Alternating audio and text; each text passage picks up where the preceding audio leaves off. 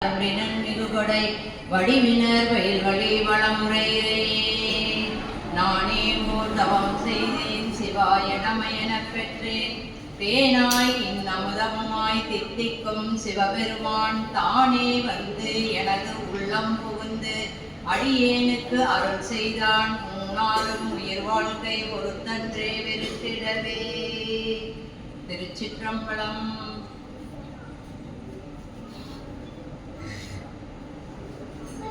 குருவருள் திருவருள் துணை கொண்டு வெண்ணீற்றம்மை உடனம சிவலோகநாதரின் அருளாசி கொண்டு தெய்வநாயகி உடனம சோழீஸ்வரரின் குருவருளும் திருவருளும் துணையோடும் பி.கே. ஐயா அவர்களின் திருவடிகளையும் அடியார் பெருமக்கள் அனைவரது திருவடிகளையும் வணங்கி அடியேனுக்கு இந்த சிறப்புமிக்க நன்னாளில் தென்பராய் துறையாய் சிவலோகா என்ற தலைப்பை பேச வாய்ப்பை அளித்த அண்ணா அவர்களுக்கும் தம்பி உமாவதி அவர்களுக்கும் என் நன்றிகளையும் வணக்கங்களையும் தெரிவித்துக் கொண்டு பேச விளைகின்றேன். அடியார் பிழையை பொறுத்தருங்க. அதாவது இப்ப அண்ணா சொன்னாரு தென்பராய் துறையாய் சிவலோகா. நான் முதல் வந்தது சிவலோகநாதர் கோயிலுக்கு. சிவபெருமானை ரொம்ப என்னைய ஈர்த்து இந்த கோயில் எனக்கு தாய் வீடு மாதிரி.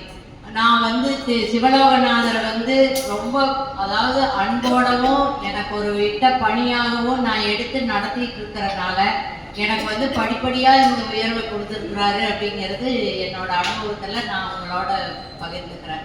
அண்ணா சொன்னாரு தென்பராய் துறையாய் சிவலோகா. சிவலோகநாதரை இங்க கும்பிடுற வாய்ப்புல எனக்கு திருப்பன்கூரில் சிவலோகநாதரை பார்க்குற வாய்ப்பு 7 தடவை கிடைச்சது. 2 தடவை அவரை பார்க்க முடியல, 5 தடவை நாங்கள் பார்த்துட்டோம்.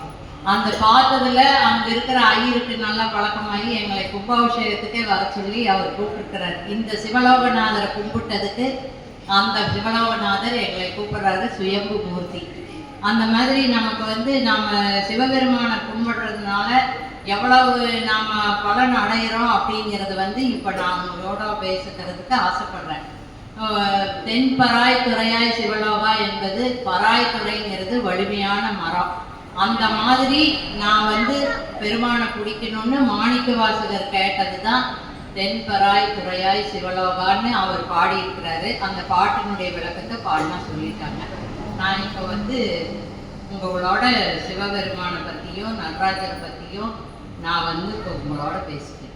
உருத்தெரியா காலத்தை உள்புகுந்து என் நுளம் பண்ணி கருத்திருத்தி ஊன்புக்கு கருணையினால் ஆண்டு கொண்ட திருத்துருத்தி மேயானை தித்திக்கும் சிவபதத்தை அருத்தியினால் நாயடியேன் அணிகொள் தில்லை கண்டேன். கருவுக்குள் நாம் எவ்வாறு உருவாக்கப்படுகிறோம் என்பதை பற்றியும் இந்த உடலை எவ்வாறு சிவலோகம் சேர்க்க வேண்டும் என்பதை பற்றியும் கொஞ்சம் எளிமையாக சொல்ல விளைகிறேன்.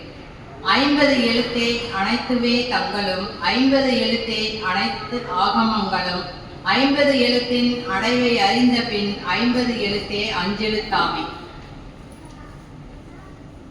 50 எழுத்துக்களாலே எல்லா வேதங்களும் கூறப்பெற்றுள்ளது. 50 எழுத்துக்களாலே எல்லா ஆகமங்களும் கூறப்பெற்றுள்ளது. 50 எழுத்துக்களும் உடம்புள் பொருந்தி இருக்கும் முறையை அறிந்த பின் 50 எழுத்து ஓசையால் அடையக்கூடியதை நமச்சிவாயா என்ற 5 எழுத்தால் அடையலாம். மூலாதாரம் 4 இதழ் தாமரை, சுவாதிட்டானம் 6 இதழ் தாமரை, மணிப்பூரகம் 10 இதழ் தாமரை, அநாதகம் 12 இதழ் தாமரை, விசுத்தி 6 இதழ் தாமரை, ஆக்ஞை 2 இதழ் தாமரை, மொத்தம் 50 எழுத்தும் 5 எழுத்தில் அடங்கும்.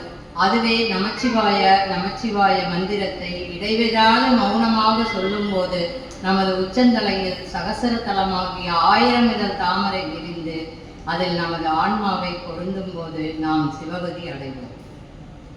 இதையே திருமூலர் மானுட ராக்கை வடிவு சிவலிங்கம், மானுட ராக்கை வடிவு சிதம்பரம், மானுட ராக்கை வடிவு சதாசிவம், மானுட ராக்கை வடிவு திருக்கூத்தி. மானிடர் உடம்பின் வடிவமே சிவலிங்கம். மானிடர் உடலும் உடலை சூழ்ந்துள்ள பகுதியும் அறிவாகாயம், அதாவது சிதம்பரம். மானிடர் உடல் சதாசிவனின் உருவ திருமேனி. மானிடர் உடம்பில் உள்ள அசைவெல்லாம் கூத்த பெருமானின் திரு நடனமே ஆகும். முதலில் சிவபெருமானும் நாமும் யார், அவர் நமக்கும் அவருக்கும் என்ன சம்பந்தம் என்று தெரிந்து கொள்ள வேண்டும். அதன் பிறகே அவர் புகழை பாட மற்றவரும் அதை ஏற்றுக்கொள்வார்கள். அவருக்கு நாம் எதற்காக விழா எடுக்கிறோம் என்றும் புரிந்து கொள்வார்கள். சிதம்பர ரகசியம் என்று பலர் சொல்வதுண்டு. அங்கு நடராஜர் ஆடிக்கொண்டிருக்கிறார், அவர் ஆடுவதாலேயே உலகம் இயங்கிக் கொண்டிருக்கிறது என்றும் சொல்லுவார்கள் நம் முன்னோர்கள். அது உண்மை. தில்லை என்பது வானின் அந்தம், அதாவது வானத்தின் முடிவிடம். அங்கே கூத்தப்பெருமானின் திரு நடனத்தை காணலாம். 9 ஆட 16 ஆட அன்புறு மார்க்கங்கள் 6 உடனாட இன்புறும் ஏழினும் ஏழம்பெற்றாராட 9 ஆடினான் ஆனந்த கூத்தே. நடனத்தால் உருவம் 4 அருவுருவம் 1 அருவம் 4 ஆகிய நவுதரு பேதங்களும் ஆட 8 திசைகளும் அவற்றில் உள்திசை 8 ஆக 16 கோணங்களில் உள்ள திசைகளும் ஆட பக்தி மார்க்கங்கள் ஆகிய காணபத்தியம், கௌமாரம், சாத்தம், சௌரம், காளமுகம், சைவம் ஆகிய 6 உடனாட இன்பத்தை தரும் 7 ஆதாரங்களும் 7 வகை தோற்றமும் 56 தேசமும் ஆட அச்சர வடிவமாக உள்ள 50 சக்திகள் இடமாக சிவானந்த கூத்தை பெருமான் ஆடி அருளினார். சிவபெருமான் ஆடாத இடங்களே கிடையாது. கூத்த பெருமான் எதிலெல்லாம் ஆடியுள்ளார் என்று இதேபோல் 80 பாட்டு பாடியுள்ளார் திருமூலர் திருக்கூத்து தரிசனத்தில். கற்பனை கடந்த ஜோதி கருணையே உருவமாகி அற்புத கோலம் நீதி அருமறை சிரத்தின் மேலாம் சிற்பர வியோமமாகும் திருச்சிற்றம்பலத்துள் நின்று பொற்குடன் நடம் செய்கின்ற பூங்கழல் போற்றி போற்றி. இதை நம்ம தீபாராதனையின் போது நாம் ஒவ்வொரு கோயிலையும் நாம் பாடுவோம். இதற்கு விளக்கம் என்னன்னா, இப்பாடலில் குறிப்பிட்டுள்ளதை போல கற்பனை கடந்த ஜோதி கருணையே உருவமாகி, அதாவது சிவபெருமான் கற்பனைக்கும் எட்டாத ஜோதி கருணையின் அடிப்படையில் நடராஜராக உருவம் எடுத்து நம்மை உருவாக்கி கொண்டு இருக்கிறார். எப்படி என்றால், ஒரு பொருளை உருவாக்க வேண்டும் என்றால் அதன் அச்சு உருவாக்க வேண்டும்.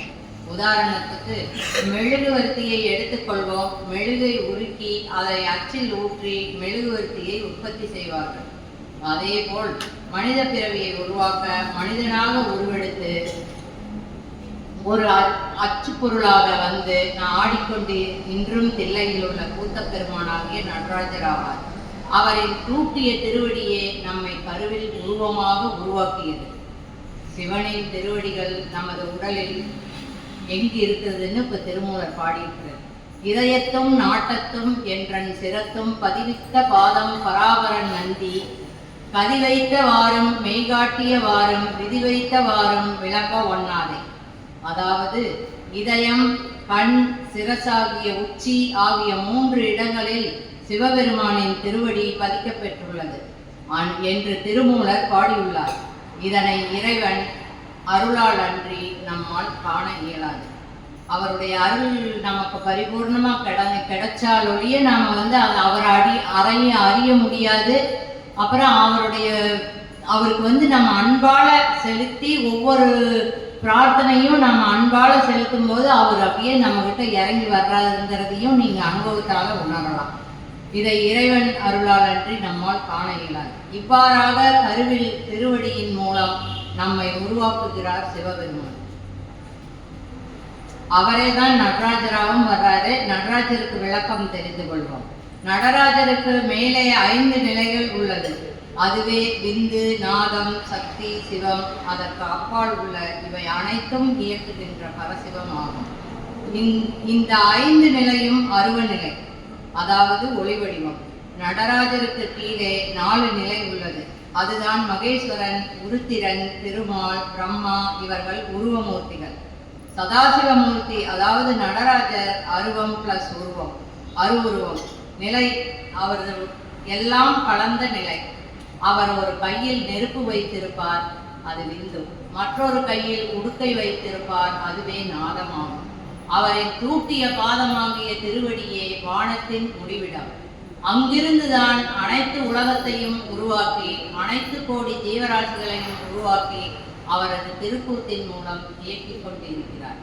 அண்டத்தையும் பிண்டத்தையும் இணைக்கக்கூடிய பகுதி நமது உடலில் உள்ளது.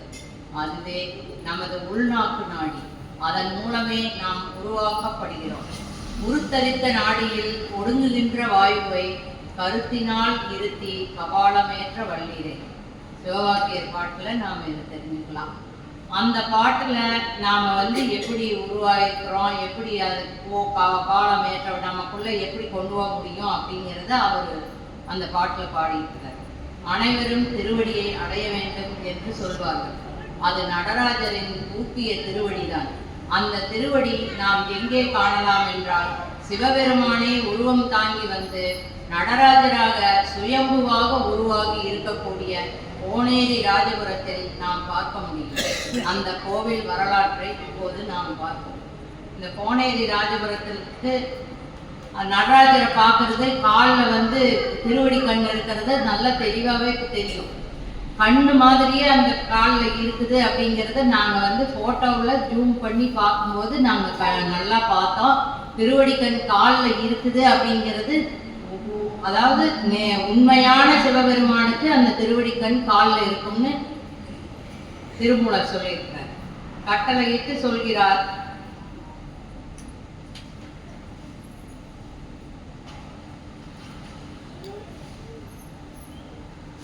கும்பகோணம் அருகில் உள்ளது கோனேரி ராஜபுரம்.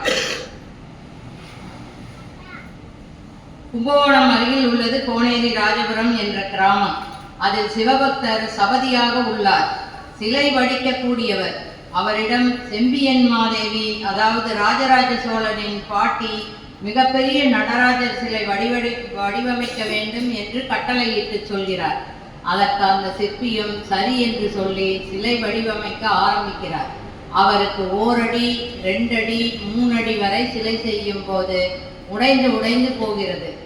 ஏதாவது ஒரு சின்ன குறை வருகிறது. அவரால் பெரிய நடராஜர் சிலை வடிவமைக்க முடியவில்லை. ராணியும் அவரை இன்னும் சில நாட்களில் சிலை செய்யவில்லை என்றால் உன்னை சிறை சேதம் செய்து விடுவேன் என்று மிரட்டி செல்கிறார். இறுதி நாளும் வருகிறது. அன்று இரவு சிலை செய்வதில் மும்முரமாக உள்ளார் சிற்பி. இறைவனை வேண்டிக் கொள்கிறார். என்னவென்றால், நான் இறப்பதற்கு பயப்படவில்லை, தங்கள் மீது வைத்த பக்தியும் நம்பிக்கையும் பிழை என்று சொல்வார்களே என்று நான் வருத்தப்படுகிறேன் என்று வருந்தி கொண்டிருக்கும் நள்ளிரவு வேளையில் சிவபெருமானும் அம்பாளும் 6 வேடத்தில் தண்ணீர் கேட்கிறாங்க. அவர் என்னிடம் தண்ணீர் இல்லை, நான் வேலையாக இருக்கிறேன், நீங்கள் செல்லுங்கள் என்று கோபமாக சொல்கிறார். உன்னிடம் வேறு என்னதான் இருக்கிறது என்று கேட்கிறார்கள். அதற்கு அந்த சிற்பி, என்னிடம் சிலை செய்ய உருக்கி வைக்கப்பட்ட பஞ்சலோக திராவகம் தான் உள்ளது என்று சொல்கிறார். அதையே கொடு என்று சொல்லி அதனை சிவனும் அம்பாளும் எடுத்து குடித்து விடுகிறார்கள். பின் சிலையாக மாறிவிடுகிறார்கள். அடுத்த நாள் ராணியிடம் சொல்ல அந்த ராணியார் நம்ப மறுக்கிறார். அந்த சிலையின் காலில் புலி கொண்டு தட்டுகிறார். ரத்தம் பீரிட்டு வெளியே வந்தது. அந்த வெட்டுத்தழும்பை இன்றும் நாம் பார்க்கலாம். அது மட்டுமல்ல, சிவபெருமானின் இடது தோள்பட்டையில் மச்சம் உள்ளது. உள்ளங்கையில் மறு, முடி தூக்கிய பாதம், திருவடிக்கண் ஆகியவை உள்ளது. சிவபெருமானை மனித உறவில் அந்த கோவிலில் பார்க்க முடியும். அந்த திருவடிக்கண் கொண்டு நம்மை அவர் இரவும் பகலும் கண்காணித்து கொண்டு காப்பாற்றுகிறார். எவ்வாறு என்றால், மூச்சுக்காற்று இடகலை பின்களை என்று மாறி மாறி இயங்க வேண்டும். 2 மணி நேரத்துக்கு ஒரு முறை மாறவில்லையானால் குளிர்ச்சியோ வெப்பமோ அதிகமாகி நாம் இறக்கணிக்கிறோம். இதனை அவர் திருநடனத்தின் மூலம் இரவும் பகலுமாக மாறி மாறி மாற்றி அமைத்து நம்மை இயக்கிக் கொண்டிருக்கிறார். அது எவ்வாறு என்றால், ஒரு தறியில் எவ்வாறு முதலில் மோட்டார் ஓடி, பின் ரோப் ஓடி, அந்த நாடா ஓடி, பின் இந்த நாடா ஓடி, பின் ஒரு போர்வை உற்பத்தியாகும். அதுபோல் இடகலை பின்களை என்னும் மூச்சுக்காற்றின் மூலம் நமது உடலில் உள்ள அனைத்து பாகத்தையும் இயக்கி நம்மை இயங்க வைத்துக் கொண்டிருக்கிறார். அனைத்து ஜீவராசிகளையும் இவ்வாறுதான் இயக்கிக் கொண்டிருக்கிறார். இதில் மனித பிறப்பெடுத்தவர்கள் மட்டுமே சிவனை அடைவதற்கு தகுதியான ஒரு ஆதார பகுதியையும் வைத்துள்ளார். அதுவே மூலாதாரம், சுவாதிஷ்டானம், மணிப்பூரகம், அநாதகம், விசுத்தி, ஆக்ஞை. மனித உடலில் கழுத்துக்கு மேற்பட்ட பகுதி சிவனை நாம் அடைவதற்கு உறுதுணையாக இருக்கக்கூடிய பகுதி. நாம் பஞ்சாக்கரம் சொல்லும் போது மௌனமாக வாய் உதடு அசையாமல் சொல்லும் போது அது சிவபெருமானை போய் சேரும். ஏனென்றால் அண்டமும் பிண்டமும் நமது கண்ட பகுதியில் இணைக்கப்படுகிறது. இவ்வாறாக மௌனமாக பஞ்சாக்கிரம் இடைவிடாது சொல்லும் போது பஞ்சாக்கிரம் தொழிற்பட்டு மூலாதாரத்தில் உள்ள அக்னி செயல்படும். அவ்வாறு செயல்பட தொடங்கி அடுத்தடுத்து ஒவ்வொரு ஆதார வழியாக பயணித்து மேலே ஏறி திருவடியில் அடையும். மூலாதார அக்னியில் தான் குண்டலினி உள்ளது. அதில் நமது ஆன்மா உள்ளது. மூலாதார குண்டலினியில் நாம் எத்தனை பிறப்பு எடுத்துள்ளோமோ அத்தனை யோனிகளும் வினைகளும் அதில் உள்ளது. அதை அக்னியால் எரித்து திருவடியில் சேர்க்கும் போதுதான் நாம் முக்தி என்னும் பிறவா நிலையை அடைவோம். அதுவரை பிறப்பு உண்டு. திருவாய சித்தியும் முத்தியும் சேர்வை, மருளால் அருளும் மயக்கமும் வாய்மை, பொருளாய வேதாந்த போதமும் நாதன் குருவாய் அருளா விடிலார எண்ணாதே. திருவாய சித்தி, முக்தி, அருள், வாய்மை, பொருள், வேதாந்தம், போதம் ஆகிய இந்த ஏழினையும் இறைவன் உருவம் தாங்கி வந்து நமக்கு உணர்த்துவான். இவ்வாறன்றி வேறு எந்த சாதனத்தாலும் இவ்வேளினை அறிந்து உணர முடியாது என்கிறார் திருமூலர். மூலாதாரத்திற்கு உண்டான கடவுள் விநாயகர் ஆவார். விநாயகர் சிலை அருகில் 2 பாம்பு சிலை இருக்கும். அதுவே குண்டலினி. விண்ணி பிணைந்து உச்சியில் சிவன் லிங்க சிலை இருக்கும். இதற்கு விளக்கம் மூலாதாரத்தில் மூலாதார கடவுளான விநாயகரின் துணையோடு குண்டலினி சக்தியை சிவனுடன் இணைப்பதுவே இதன் எளிய சிலை விளக்கமாகும். உங்களுக்கு இன்னும் எளிமையாக சொல்ல வேண்டும் என்றால், இந்த உடலை பற்றிய ரகசியத்தை, அதாவது நமது உயிருக்கு உருவமே கிடையாது, கண்ணுக்கே தெரியாத ஒரு புள்ளி அளவுதான். அதை ஆவுடையார் கோயிலில் திருப்பெருந்துறையில் நாம் ஆன்மநாதரை தரிசிக்கும் போது நாம் உணர முடியும். அங்கே சிவலிங்கம் கிடையாது, ஆவுடையார் மட்டுமே உண்டு. விளக்குகள் மூலம் அந்த ஆன்மா 96 கருவிகள் மூலம் எவ்வாறு ஊக்குவிக்கப்படுகிறது என்று அங்கே ஏற்றியுள்ள விளக்குகள் மூலம் நாம் அறிய முடியும். இந்த ஆன்மாவுக்கு எவ்வாறு உருவத்தை உருவாக்கி கொடுக்கிறார் என்பதை நாம் சிதம்பரம் நடராஜர் கோவிலுக்கு செல்லும் போது அதை நாம் உணர முடியும். தூக்கிய திருவடிதான். திருவடியின் மூலம் அவரது திரு நடனத்தால் மனித உடலை உருவாக்கி பின் அதை செயல்படவும் வைக்கிறார். எவ்வாறு என்றால், ஒரு மூச்சுக்காற்று வெளியே சென்று மறுபடியும் உள்ளே செல்லும் மூச்சுக்காற்று வேறொரு அறிவை கொடுக்கும். இப்படி இடைவிடாது வேகமாக நடைபெறுவதால் நமக்கு அது தெரிவதில்லை. உதாரணத்துக்கு, நாம் ஒரு ரோபோ செய்து அதற்கு ப்ரோக்ராம் செய்து ஆப்ரேட் பண்ணும்போது மெதுவாக அந்த வேலையை அந்த ரோபோ செய்து முடிக்கும். அதுபோலவே இறைவன் சிவபெருமான் உருவாக்கிய ரோபோ மனிதனாகிய நாமே ஆகும். பூதங்களின் பேதம் மட்டுமே 12,02,850 கோடி உள்ளது. ஒரு நாளைக்கு நமக்கு தேவைப்படும் மூச்சு காற்றோ சராசரியாக 21,600 ஆகும். ஆனால் அவர் அதைவிட அதிகமாகவே பஞ்சபூத கலவையாகிய மாறுபட்ட அறிவை, பஞ்சபூத பேதத்தை வைத்துள்ளார். பூமியின் சுழற்சியால் வேகம் அதிகமாக உள்ளதால் அதிக வேகமாக இந்த செயல்பாடு நடைபெறுவதால் நாம் மனிதன் உருவாக்கிய ரோபோ மாதிரி இல்லாமல் மிக வேகமாக செயல்படுகிறோம். அதனால் நம்மை மேலே இருந்து ஒருவன் இயக்கிக் கொண்டிருப்பது தெரியாமல் இயங்கிக் கொண்டிருக்கிறோம். இதே உடலை வைத்து நாம் எவ்வாறு இறைவனை அடைய வேண்டும் என்ற விளக்கத்தை உத்தரகோச மங்கையில் நாம் சிவபெருமான் அருள் கொண்டு தெரிந்து கொள்ள முடியும். எவ்வாறு எனில், அங்கேதான் ஆகமத்திற்கு விளக்கம் சொன்ன இடம் ஆகும். சிவபெருமான் ஆகமத்திற்கு வடமொழியிலும் தமிழிலும் விளக்கம் சொல்லியுள்ளார். பிள்ளையில் ஆடுவதற்கு முன் அம்பாளுக்கு ரகசியமாக ஆடி காண்பித்து விளக்கியுள்ளார். ஆகமம் என்பது சிவனின் 5 முகமாகிய சத்யோஜாதம், வாமதேவம், தற்புருடம், அகோரம், ஈசான்யம் ஆகிய 5 முகத்துக்கும் அவர் அங்கங்கள், உடல் உறுப்புகளின் விளக்கம். நாம் சிவமாக மாற வேண்டுமானால் நாம் நம் உண்மையான வடிவத்தையும் பின் அந்த வடிவத்திற்கு எவ்வாறு உடல் உருவாக்கி தரப்படுகிறது என்பதையும் தெரிந்து கொண்டு பின் சிவபெருமானை பற்றி தெரிந்து கொண்டு அவர் இந்த உடலில் எவ்வாறு நம்மை வழிநடத்துகிறார் என்பதை தெரிந்து நாம் சிவமாக மாற வேண்டும். இதை சிவாய நம என்னும் மந்திரம் பஞ்சாக்கிரமம் செய்விக்கும். சிவன் ஆகமத்தின் விளக்கத்தை சிவன் அம்பாள் மூலமாக சதாசிவமும் மகேஸ்வரனும் பின் நந்தியம் பெருமான் மூலமாக ஜனகாதி முனிவர் நால்வரும் யாக்கியபாதர் பதஞ்சலியார் சிவயோக மாமுனி திருமூலர் ஆகிய 8 பேரும் கற்றார்கள். 28 ஆகமத்தின் விரிவாக்கம் 70 கோடியே 100,000 ஆகும். இதனை யாராலும் எளிமையாக புரிந்து கொள்ள முடியாமல் போனது. புரிந்து கொண்டவர்கள் சிவநிலையை எளிமையாக அடைந்தனர். ஆனால் நம் மன்னர்களும் முன்னோர்களும், குறிப்பாக நம் தமிழ்நாட்டில் சித்தர்கள் மூலமாகவும் முனிவர்கள் மூலமாகவும் ஆகம விதிப்படி சிவனாலயம் கட்டினார்கள். மனிதன் பாசம் நீங்கி பசுவாகிய நாம் பதியுடன், அதாவது சிவனுடன் சிற்றொளி பேரொளி எவ்வாறு கலக்கும் என்பதைத்தான் மணியடித்து தீபாரதனை காட்டி இவ்வாறு நாம் சிவமாக மாறுவோம் என்று காலங்காலமாக காட்டி வருகிறார்கள். விளக்கமாக சொல்லுகிறேன், கேளுங்கள். நமது உடல் முழுவதும் விந்துமயமாக மாறும்போது நாகம் அது 10 வகையாக நம் இதயத்தில் கேட்கும். அவை மணி, கடல், யானை, புல்லாங்குழல், மேகம், வண்டு, தும்பி, சங்கு, பேரிகை, யாழ் ஆகிய 10 வகையான ஓசைகள். பின்னர் நம் உடல் பொன்னாக சூரியனை போல் பிரகாசிக்கும். இதுவே மணியடித்து பஞ்ச தீபாராதனை என்னும் ஒளியை காட்டி விளக்குகிறார்கள். நமது மூலாதாரத்தில் சிற்றொளி உள்ளது. உச்சந்தலையில் சகசரதலத்தில் 1000 இதழ் தாமரை உள்ளது.